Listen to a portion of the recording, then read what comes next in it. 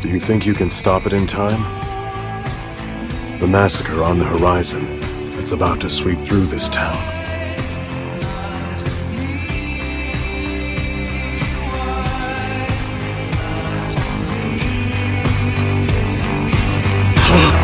Do you have any idea how terrible the things you did really were? Do you understand what it means to destroy a human being's sense of good and evil?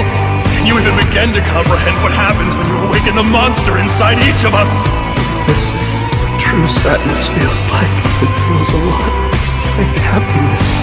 People can become whatever they want to be.